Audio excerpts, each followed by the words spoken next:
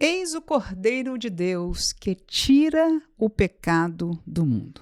Uma colocação que fez João Batista quando viu a Jesus, e nós hoje vamos estudar, por que não dizer? O que significa isso, tirar o pecado do mundo, e por que isso diferencia de outros sacrifícios no contexto das próprias Escrituras. Quero saudar você neste dia com a paz do Senhor Jesus. Aqui vos fala a professora Manuela Barros neste nosso devocional do Simple Pentecostal, e eu agradeço aos irmãos que ontem estiveram aqui. Nós tivemos uma pequena emergência no momento da gravação do nosso devocional, e meu esposo, o evangelista Cícero, uma vez que nós não estávamos aqui, ele então tomou a dianteira e gravou um devocional, e agradeço o carinho dos irmãos. Alguns foram, aliás, todos foram surpreendidos, até nós mesmos, mas aos irmãos que estiveram conosco, deram a sua palavra de apoio, e alguns estranharam quem é este irmão. Aquele irmão, portanto, é o meu esposo, o irmão Cícero, e agradecemos a Deus e a ele por ter feito possível, que esse devocional fosse ao ar também no dia de ontem, para a glória do nome de Jesus. Queridos irmãos, então vamos ao texto de hoje.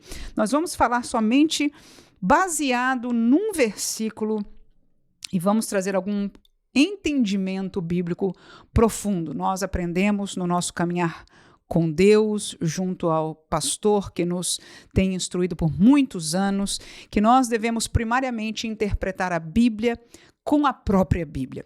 E nesta caminhada, eu gosto de estudar desta maneira, procurar e aprender desta maneira, porque a revelação da Bíblia, ela é de Deus.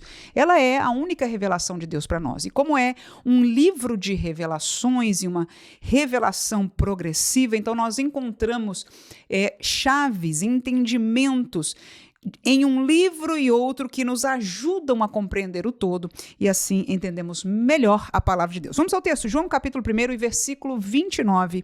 O texto diz o seguinte: no dia seguinte, João viu a Jesus, que vinha para ele, e disse: Eis o Cordeiro de Deus, que tira o pecado do mundo. Veja, meus irmãos, que João Batista estava ali, nós falamos sobre ele recentemente, ele foi questionado quem ele era, e ele disse: eu não sou o Cristo. De repente, num certo dia, Jesus vem em sua direção.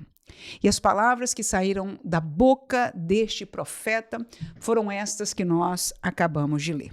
Mas eu fiquei muito curiosa e quis pensar de uma maneira devocional, neste dia, sobre esta palavra, tirar o pecado do mundo. E eu fui ao texto bíblico para procurar outros textos bíblicos que falassem da mesma coisa. E eu encontrei em Hebreus capítulo 10, versículo 4, a seguinte palavra: porque é impossível que o sangue dos touros e dos bodes tire pecados.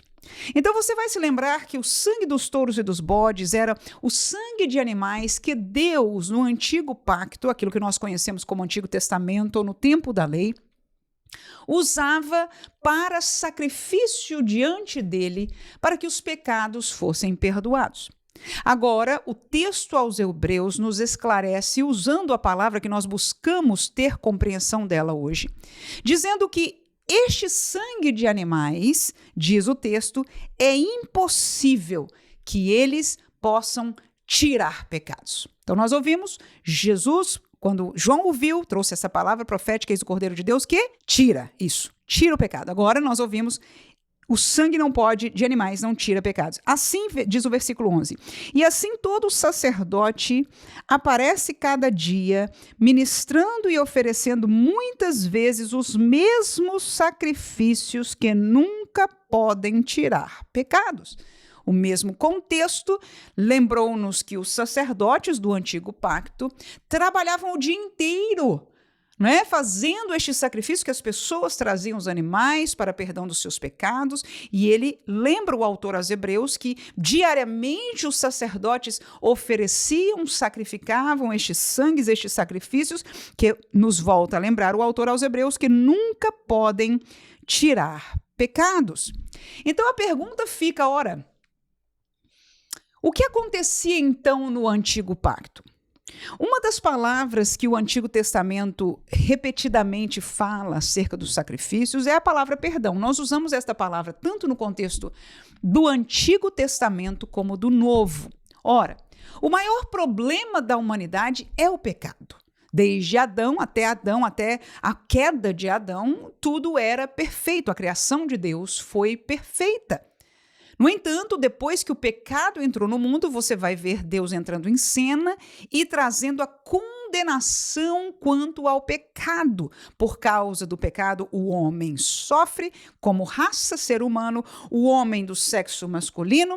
A mulher tem também a sua punição, a serpente, Satanás, a serpente animal e Satanás já está exposto de alguma maneira ali e já tem uma palavra profética para o seu futuro, e a própria terra, a criação na qual o homem estava vivendo, também recebe uma palavra de condenação e de maldição por causa do quê? De uma coisa chamada pecado. O pecado impede, por causa da justiça, de que o homem tenha comunhão com Deus. Por isso era necessário que houvesse reconciliação. Era necessário que acabasse o pecado, porque o pecado, esta mancha, segundo o texto de Isaías, é aquilo que separa o homem de Deus, faz com que Deus não possa nos ouvir. E claro que Deus ouve todas as coisas, mas no sentido do entendimento, ou seja, nós não podemos ser ouvidos, não há comunhão, não há relacionamento com Deus por causa do pecado. Este rompimento de comunhão do homem com Deus, tudo está na culpa do pecado, porque a justiça de Deus não pode comungar, aceitar. Então era necessário que este problema do pecado se resolvesse. Ora, no projeto de Deus, que lá de Gênesis ele disse, vai haver um que pisará a cabeça da serpente, este um demorou muitos e muitos anos a aparecer. Mas neste meio tempo, Deus proveu algo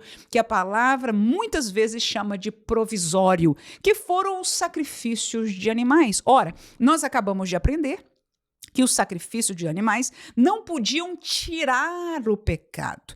Mas então o que é que eles faziam? Porque o fato é que a Bíblia registra que os sacrifícios, as pessoas vinham com seu sacrifício para perdão, e eles, se fossem recebidos por Deus, e eram recebidos por Deus, então as pessoas voltavam para suas casas perdoados. E se este pecado não foi tirado, então o que é que acontecia? E aí nós vemos dois textos, um em Salmos e outro em Hebreus, que nos vão esclarecer teologicamente, mas dentro e somente dentro das Sagradas Escrituras, o que significa. No texto de Salmo 85, 2 diz, perdoaste a iniquidade do teu povo, cobriste todos os seus pecados. A palavra-chave agora aí, nós já entendemos que a palavra perdão, ela aparece em todos estes contextos. Ela aparece no contexto do Antigo Testamento, através dos sacrifícios de animais.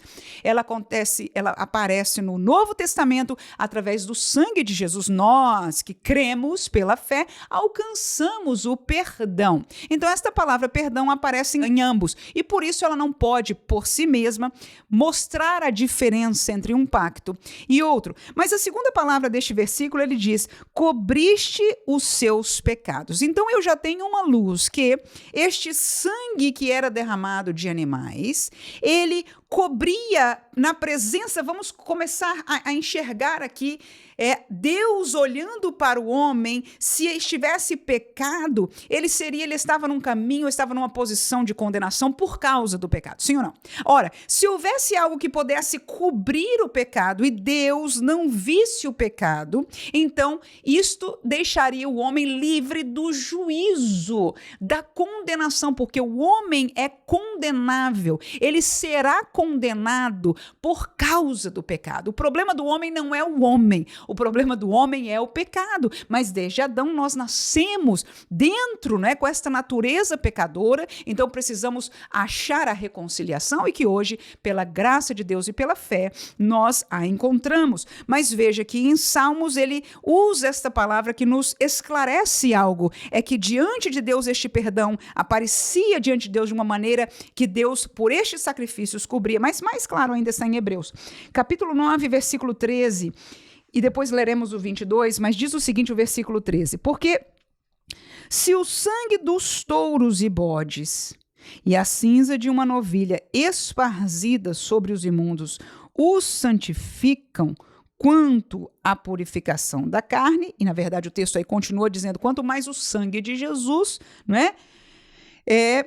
aperfeiçoa purifica a sua consciência. São as palavras que Jesus faz. Mas vamos ficar no assunto dos animais. Ele diz, o sangue deles esparzido, jogado, derramado, não é? Ele diz, sobre os imundos os santificava, os tornavam santos, ou seja, aceitáveis para Deus, os tornavam puros aos olhos de Deus. Veja como essas palavras nos vão esclarecendo. Então, este sangue que era jogado, você lembra que Davi usou a palavra cobria. Este sangue que era jogado, agora o autor aos Hebreus diz que era colocado sobre os imundos, os santificavam quanto à purificação da carne, ou seja, no nosso pecado na carne, este sangue de animais o cobria, permitindo ele que estava esparzido, era um símbolo, cobrindo o pecado na carne do homem, permitindo que Deus não mais colocasse a sua ira, a sua condenação sobre aquela pessoa, e por isso aquele homem voltava para a sua casa perdoado, aleluia. Então, este foi o meio que Deus encontrou, não só para permitir que este povo, não é o povo de Deus, encontrasse perdão para os seus pecados no Antigo Pacto, mas que todos eles entendessem a figura de um sacrifício que haveria de vir e que este tiraria o pecado, e de que este seria muito maior, mais profundo do que os sacrifícios dos sangues de animais. No versículo 22 diz, e quase todas as coisas, segundo a lei, se purificam com o sangue, ou seja, o sangue purifica as coisas, como diz o texto ainda aqui, porque sem derramamento de sangue não há remissão, não há perdão de pecados. Então, nós entendemos claramente que conclusão nós chegamos. É que o sangue de animais cobria o pecado na carne. Agora, o versículo 14 de Hebreus 9 fala exatamente da profundidade do que o sangue de Jesus nos faz. O sangue de Jesus, como diz o texto, versículo 14, quanto mais o sangue de Cristo, que pelo Espírito Eterno se ofereceu a si mesmo imaculado a Deus, purificará as vossas consciências das obras mortas, para servirdes ao Deus vivo. Enquanto o sangue de animais cobria a ira de Deus, o pecado na carne, o sangue de Jesus entrou na profundidade da consciência do homem. O sangue de Jesus entra numa dimensão onde o homem vai ser transformado, ele é purificado no seu interior, algo extraordinário e transformativo. Outra palavra que está aqui no texto aos Hebreus chama-se aperfeiçoar. Enquanto o sangue de animais não aperfeiçoava nada, somente cobria, somente sarava, era como um band-aid sobre a ferida, aleluia, o sangue de Jesus sara, tira o mal, restaura de dentro para fora, muda o homem, aleluia. Então nós glorificamos a Deus pelo entendimento, pela palavra profética do profeta João Batista, que quando viu a Jesus caminhando em sua direção, disse, eis o Cordeiro de Deus, aleluia, cujo sangue é maior do que o de touros e de bodes, pois tira o pecado do mundo. Que Deus abençoe a você neste dia, que nós possamos nos alegrar sempre em meditar e conhecer a palavra de Deus. Amém.